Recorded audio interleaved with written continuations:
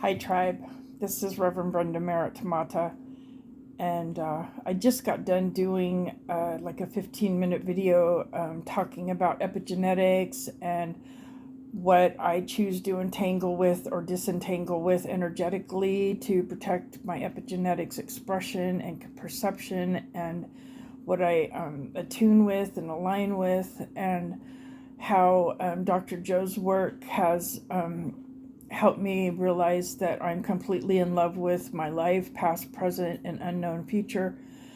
And I was just sitting listening to a dear person on Agape International Spiritual Center way of meditation, and it occurred to me that the evolution of my son's memorial anniversary of 3 years of being transitioned from human form to pure energy, which is 2 days or tomorrow actually.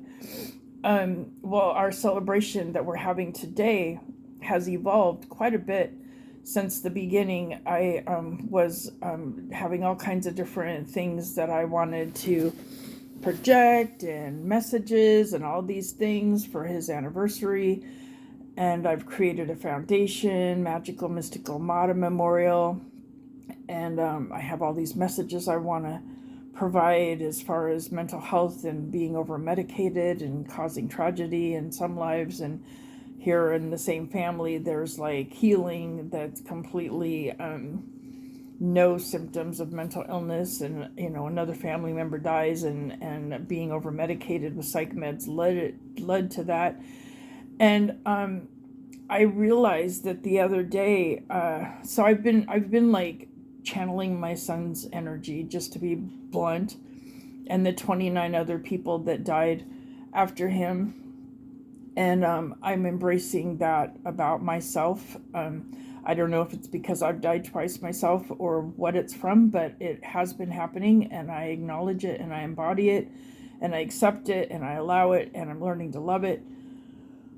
And the other day, I woke up, and I had talked in my previous video about how instead of doing my morning and evening volume 2 meditation from Dr. Joe Dispenza in the morning, I've been waking up just flooded with these creative energies and epiphanies, and ran and start writing it down and trying to organize it in myself instead of doing my ritual in the morning of the morning part of that series. And one of the things that happened the other day is I woke up and changed the whole concept of his celebration of the 3 years of being in his human afterglow today. And what I changed it to was improvisational expressions of agape love. And it dawned on me that that was from him.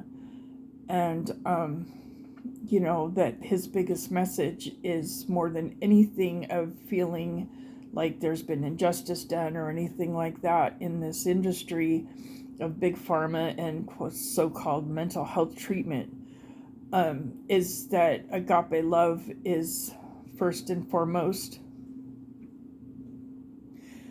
And it makes so much sense to me, because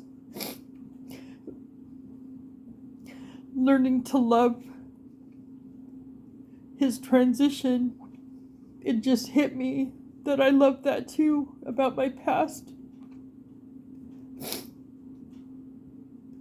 It's taught me so much, and I've evolved so much, and I've been able to be of service to others so much, all because of his transition.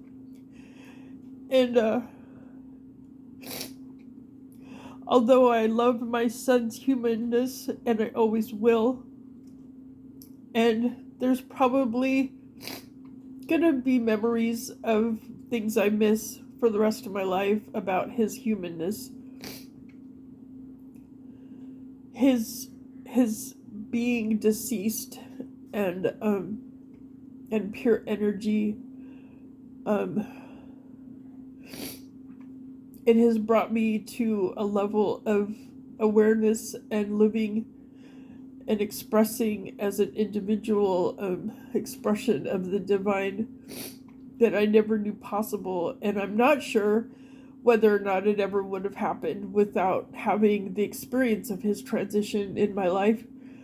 But I do know wholeheartedly, it just hit me that I love that part of my past too. And I hope that for all parents, that they can fall in love with the loss of their child too. Because I feel so free right now. And I feel so loved by him. And I feel like he's so proud of me. Because I've noticed that in all the grief groups I've gone to, and at one point I was in 4 a week, I've noticed that there's an underlying energy that is so incredibly low with people that have lost kids. And it's not serving their highest good. It's not serving their greatest yet to be. It's keeping them stuck and addicted to the emotions from the past. I know people that have lost their kids over a decade ago that swear up and down they'll never get over it. And I'm here to say, like, there's nothing to get over. It's not about getting over anything. It's about getting through it. It's about rising above the survival emotions and releasing the survival emotions so we can live on and honor our children and honor our ancestors of any kind and honor any beloveds. You know, the 29 people that passed away that I learned of in less than a year's time after my son's passing, all of that was in one form or another injustice done by our system, mostly big pharma in relation to addiction and addicts and how they're treated with hep C and all kinds of other addiction related diseases. And you know, I don't know if anybody's familiar with resentment, but people that have passed away with resentment are blessed in some ways because they're able to make peace with it finally once they've transitioned. You know, that energy transmutes easier.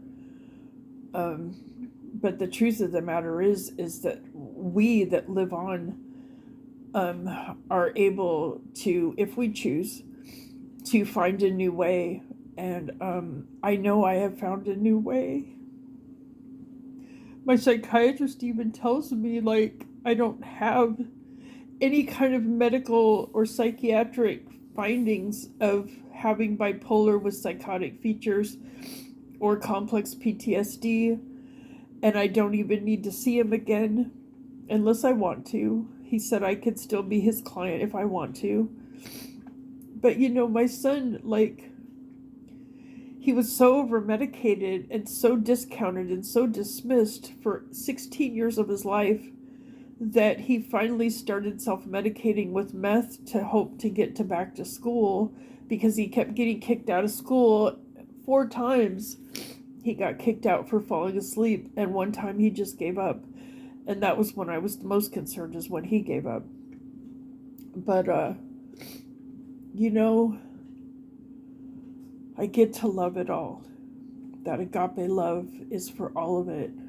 Always, in all ways. And in love, I move forward with this day. And in love, I'm going to do the Sacred Labyrinth meditation with my friends. And in love, I'm going to go into the middle of the labyrinth like I'm going within, because I will be going within the closer I get to the center.